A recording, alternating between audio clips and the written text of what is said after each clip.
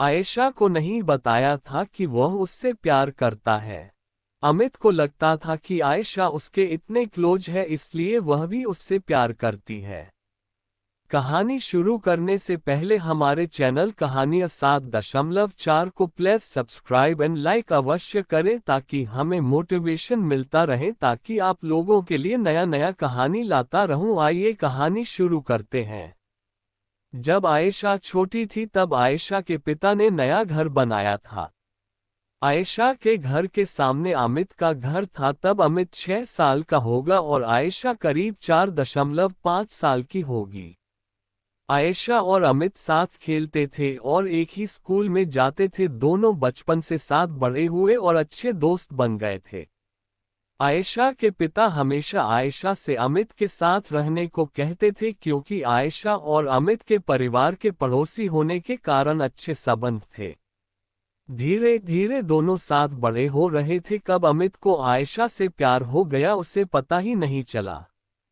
जब अमित 10वीं में था तब आयशा का एक नया दोस्त बन गया था। आयशा ने अमित को बताया तो अमित को जलन हुई और अमित ने उससे दोस्ती करने को मना किया। और फिर अमित ने आयशा का एक भी लड़का दोस्त नहीं बनने दिया।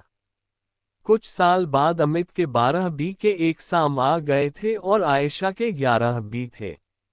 अमित को अब ये डर था कि 12th के बाद आयशा से अलग हो जाएगा, इसलिए जब अमित अपना पहला पेपर देने गया तो उसने कॉपी में अपना नाम और रोल नंबर डालकर कॉपी खाली छोड़ दी। ऐसा ही उसने हर पेपर में किया और अमित फेल हो गया। अमित के फेल होने से अमित बहुत खुश था, लेकिन जब उसके पिता ने उसका रिजल्ट देखा तो सभी सब्जेक्ट्स में 0 नंबर थे। ये देखकर अमित के पिता ने अमित को पिटाई लगाई, लेकिन इससे अमित को कोई फर्क नहीं पड़ा। वो खुश था ये सोचकर कि अब वो आयशा के साथ ही पढ़ेगा। एक दिन आयशा ने अमित से पूछा, तू फेल कैसे हो गया, पढ़ाई तो की थी तूने? अमित, पता नहीं। आयशा हंसने लगी और कहने लगी, सभी सब्जेक्ट्स में 0 नंबर किसके आते? अमित आयशा को खुश देखकर खुद भी हंसने लगा। अमित ने अभी तक आयशा को नहीं बताया था कि वह उससे प्यार करता है। अमित को लगता था कि आयशा उसके इतने क्लोज है इसलिए वह भी उससे प्यार करती है। 2 महीने बाद स्कूल स्टार्ट हुए।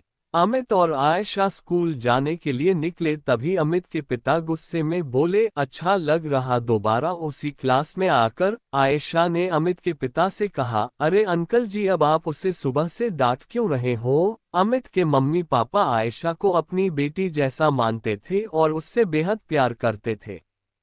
अमित की माँ तो आयशा की माँ से कहती भी रहती थी, आयशा हमारी ही बहू बनेगी।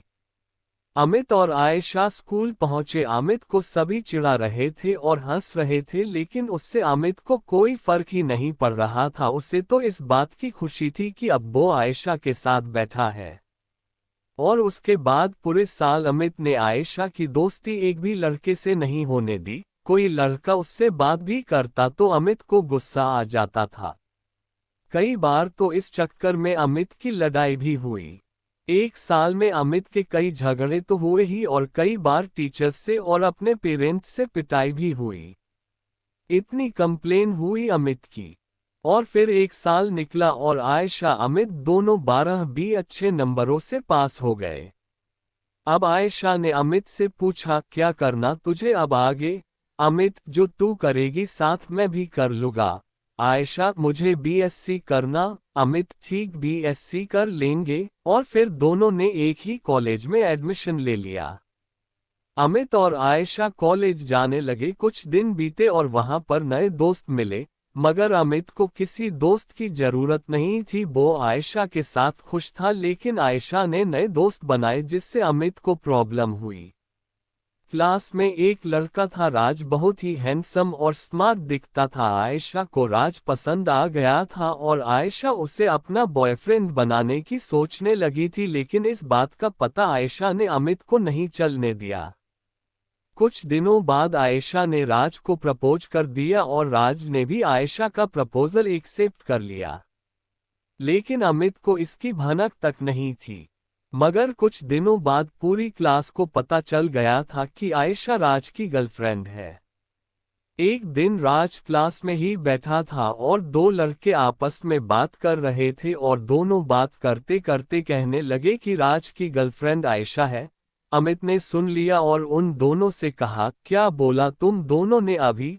दोनों लड़कों ने जवाब दिया और कहा, आयशा तेरी बेस्ट फ्रेंड राज की गर्लफ्रेंड है, पूरी क्लास को पता है, तुझे नहीं पता क्या? अमित को गुस्सा आ गया और दोनों लड़कों से लड़ने लगा।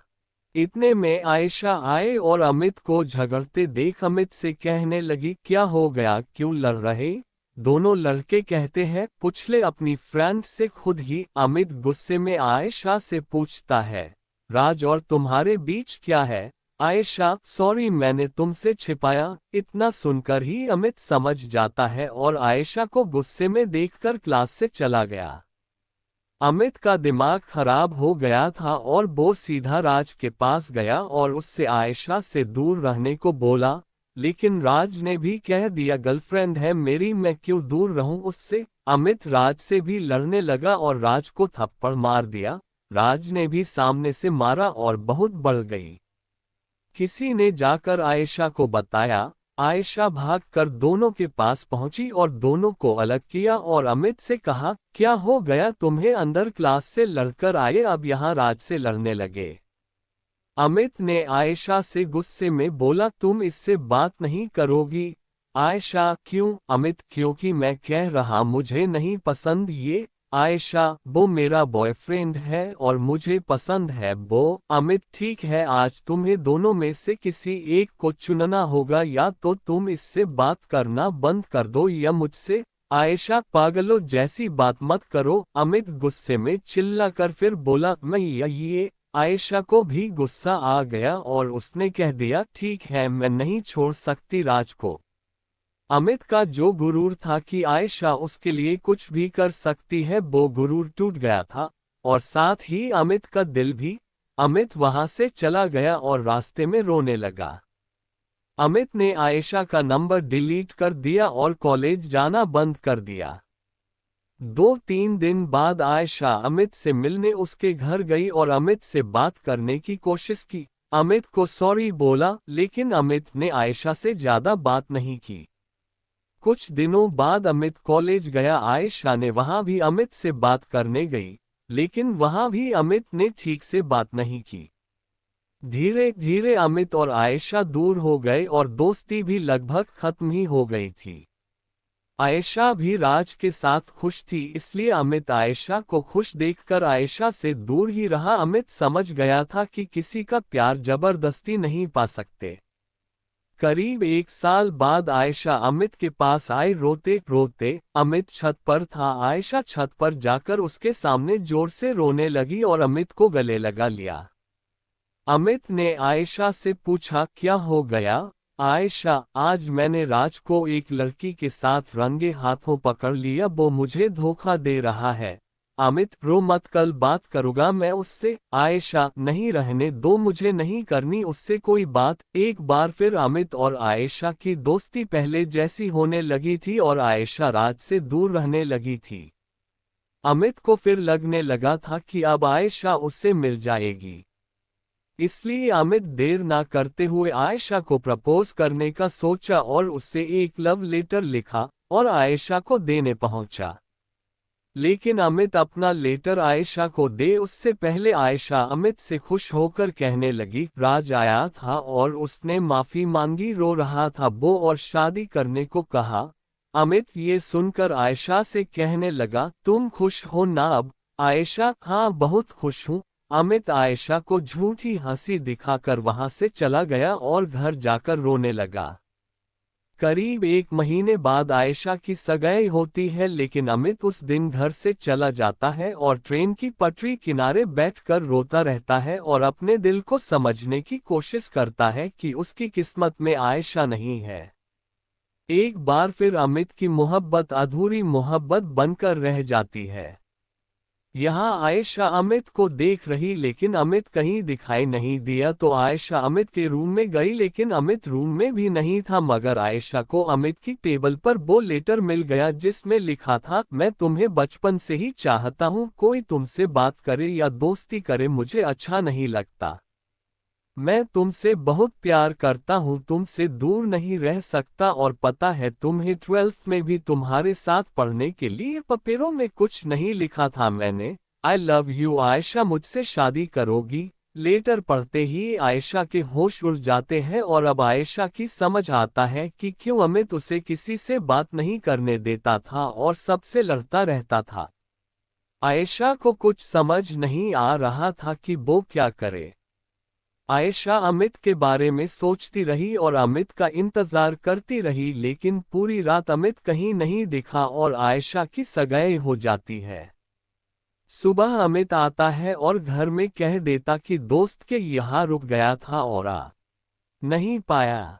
सुबह आयशा अमित के पास जाती है और लेटर दिखाते हुए कहती है, ये क्या है? अमित कुछ नहीं, और लेटर लेकर फाड़ देता है और कहता है, ये सब पुरानी बातें हैं और सॉरी मैं तुम्हारी सगाई में नहीं आ पाया। आयशा को पता था अमित खुश नहीं है, मगर आयशा ने भी कभी अमित को उस नज़र से नहीं देखा, उसने उसे हमेशा अपना दोस्त ही समझा था। लेकिन अमित आयशा के सामने अपने आप को खुश दिखाता ताकि आयशा को बुरा ना लगे।